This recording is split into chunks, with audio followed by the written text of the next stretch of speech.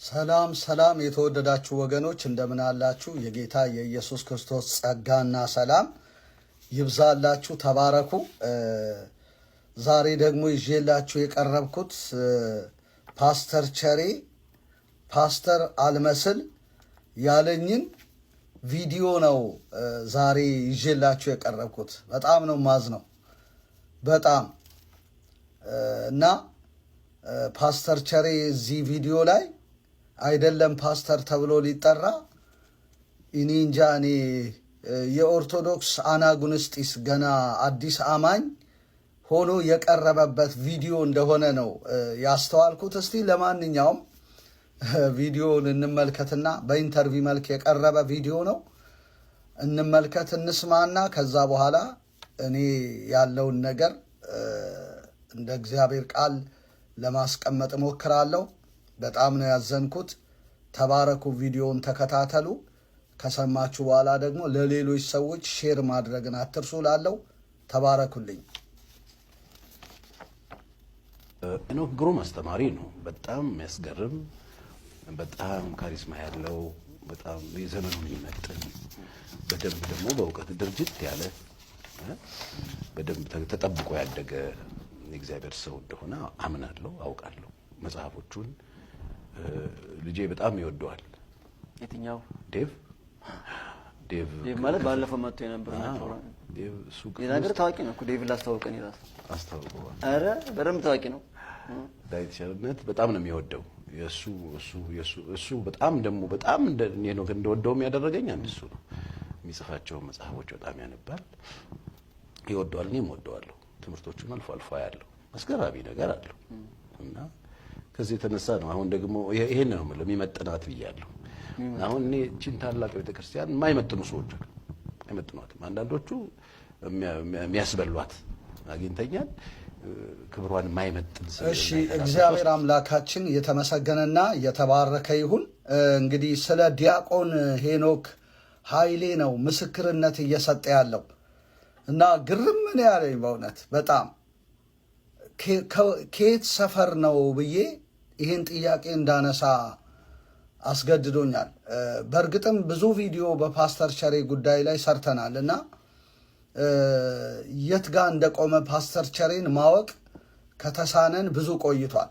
ስሙ ብቻ ነው ላዩ ላይ ተለጥፎ ፓስተር የሚለው ስም፣ እሱ ግን የት ጋር እንደቆመ ማንም ሰው ሊያውቀውም ሆነ ሊያየው አልቻለም እና ይሄ እንግዲህ የፕሮቴስታንት ቤተ እምነትንም የሚያጠያይቅ ነገር ነው። ፓስተር የሚለውን ስም እስከሰጡት ድረስ የዚህን ሰው ትክክለኛ አቋም ሊያውቁና ቦታ ሊያስይዙት ይገባል ብዬ ነው እኔ የማምነው እና ስለ ዲያቆኑ ሄኖክ ነው ምስክርነት የሚሰጠው። እሱ ፕሮቴስታንት የፕሮቴስታንት ፓስተር ነው። ዲያቆን ሄኖክ ኃይሌ ደግሞ የኦርቶዶክስ መምህር ነው። ጋዜጠኛውም ተናግሯል እና እንዴት ነው ለዚህ ሰው ምስክርነት ለመስጠት በሚዲያ ላይ መጥቶ እንዲህ አይነት ምስክርነት ሊሰጥ የወደደው ብዬ ነው ያሰብኩት። አዎ ይከለክለዋላ፣ መረዳቱ እምነቱ ይከለክለዋል። ነገር ግን ምን አለ ዲያቆን ሄኖክ ኃይሌ ግሩም አስተማሪ ነው አለ። በጣም የሚያስገርም ካሪዝማ ያለው ነው። ዘመኑን የሚመጥን በደንብ ደግሞ በእውቀት ድርጅት ያለ ተጠብቆ ያለ የእግዚአብሔር ሰው እንደሆነ አምናለሁ አውቃለሁም።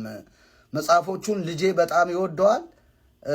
ማን ሲለው ዴቭ ዳዊት ቸርነት በጣም ይወደዋል፣ እኔም እወደዋለሁ። ትምህርቶቹን አልፎ አልፎ ያለው አስገራሚ ነገር አለውና የሚመጥናት ነው ብያለሁ ይቺን ታላቅ ቤተ ክርስቲያን እና ይቺን ታላቅ ቤተ ክርስቲያን የማይመጥኑ ክብሯን የሚያበላሹ ሰዎች አሉ። ይሄ ዲያቆን ሄኖክ ግን ድንቅ አስተማሪ ነው ብሎ ከዛም መልስ በጋብቻው ላይ የምኞት መግለጫ የጻፈበትን ሐሳብ ጠያቂው ሰው ሲያነብለት እናያለን እና ግርም ምን ያለኝ በእውነት እንግዲህ አንድ ሰው ስለ አንድ ሰው ምስክርነት መስጠት የሚችለው የዛ ሰው እምነት የሱ እምነት ሲሆን፣ ሁለተኛ ደግሞ አንድ አይነት አስተምሮ ሲኖራቸው፣ አንድ አይነት መረዳት ሲኖራቸው እንጂ እንዴት የፕሮቴስታንት ፓስተር ስለ ኦርቶዶክስ አስተማሪ ስለ ዲያቆን ሄኖክ ግሩም አስተማሪ እንደሆነ እንዴት ይመሰክራል? ካሪዝማ ነው እንዴት ይላል? እንደገና ደግሞ በደንብ በእውቀት የደረጀ ነው ተጠብቆ ያለ ሰው ነው ብሎ ይህንን ምስክርነት እንዴት ነው ፓስተር ሆኖ የወንጌላውያን ቤተክርስቲያን ፓስተር ሆኖ ይህን ምስክርነት የሚሰጠው? እኔ ግርም ነው ያለኝ። ስለዚህ የተወሰደው ዲያቆን ሄኖክ ሳይሆን ወደ ፓስተር ቸሬ የመጣው ፓስተር ቸሬ ነው ወደ ዲያቆን ሄኖክ እምነት የተወሰደው። ስለዚህ ተወስዷል ይሄ ሰው። በጣም ነው ማዝነው። ምናልባትም በድብቅ መጽሐፈ ቄደር ተጠምቆ ሊሆን ይችላል። እንደገና ደግሞ ክርም አስሮ ሁሉ ሊሆን ይችላል። አዎ ባለፈው በጳጳሳት ፊት እየተንዘፈዘፈ በእናንተ ፊት ቃልን ማቅረብ በጣም ከባድ ነው። እናንተ የጸሎት ሰዎች ናችሁ ያለ ቀን ነው እኔ በቃኝ ፓስተር ቸሬ። እንደገና አሁን ደግሞ ለዲያቆን ሄኖክ ኃይሌ ምስክርነት ሲሰጥ እኔ በቃ በእውነት አብረው ተስካር ቤት ያሳልፋሉ፣ ዝክር ቤትም ያሳልፋሉ። እንግዲህ አብረው ካቲካላዋንም ጠላዋንም ጎንጨት ይላሉ ብዬ ነው እንግዲህ የወሰንኩት። አዎ አትፍረዱብኝ፣ በእውነት በጣም ነው። አይ ፓስተር ቸሬ፣ አይ ፓስተር ቸሬ፣ በእውነት በጣም ነው ያዘንኩት በጣም እና እኛም እኮ ዲያቆን ሄኖክ ኃይሌን እንወደዋለን ፓስተር ቸሬ እንደሚወደው። ነገር ግን ትምህርቱ ትክክል ነው ብለን እኛ ፓስተር ቸሬ በሙሉ አፉ እንደመሰከረው እኛ አንመሰክርም። አዎ ስለ ትምህርቱ አውጥቼ ለፓስተር ቸሬ መናገር ማለት በድንጋይ ላይ ውሃ ማፍሰስ ነው። ፓስተር ቸሬ ኦልሬዲ የተጠመቀ ሰው ነው። በቃ አዎ ጋቢ መልበስ ነው እንጂ የቀረው ኦልሬዲ ሄዷል። ስለዚህ የዲያቆን ሄኖክን ትምህርት አንስቼ እንዲህ ነው ብዬ ብል ምን ጥቅም አለው ወዳጆቼ? አዎ ተራምዶ እኮ እዛ የገባ ነው። በቃ ደጀ ሰላሙም አልቀረው፣ ዝክሩም አልቀረው፣ ሁሉም ነገር አልቀረውም። እና ዲያቆን ሄኖክ ኃይሌ ግን እኮ ሚካኤል ድረስልኝ ብላችሁ ገና ብላችሁ ተናግራችሁ ሳትጨርሱ ሚካኤል ካጠገባችሁ ነው ብሎ የሰበከ ሰው ነው። እና እኛ ወደ ሚካኤል አንጸልይም፣ ሚካኤል ድረስልን ብለን አንለምንም። ሚካኤል መልአክ እንደሆነ ነው የምናውቀው። እና ሚካኤልንና እግዚአብሔርን እንኳን በደንብ ለይቶ እግዚአብሔር አምላክ እንደሆነ ሚካኤል መልአክ እንደሆነ ያልገለጸ ሰው ነው። ወደ ሚካኤል ጸልዩ ብሎ ያበረታታ ነው፣ ይደርስላችኋል ያለ ሰው ነው። ብዙ መጽሐፍ ቅዱሳዊ ዕውቀቶችን ሊገበይና ሚካኤልንና እግዚአብሔርን ለይቶ ሊያውቅ ወደ ማን መጸለይ እንዳለበት ሊረዳ የተገባው ሰው ነው ዲያቆን ሄኖክ ኃይሌ እንጂ በእውቀት ደረጃ የምንለው ሰው አይደለም። አዎ ካሪዝማ ነው የምንለው አይደለም ዲያቆን ሄኖክ ኃይሌ። ይህን ስል ዲያቆን ሄኖክ ኃይሌን ጠልቼ አይደለም። እንደገና ደግሞ እኛ ጌታን የተቀበልነው ከማርያም እቅፍ ነው ብሎ የተናገረ ሰው ነው። በነገራችን ላይ የተቀበልነው ከማርያም እቅፍ ነው። ዓለም ከድንግል ማርያምን የተቀበለው ከማርያም እቅፍ ነው።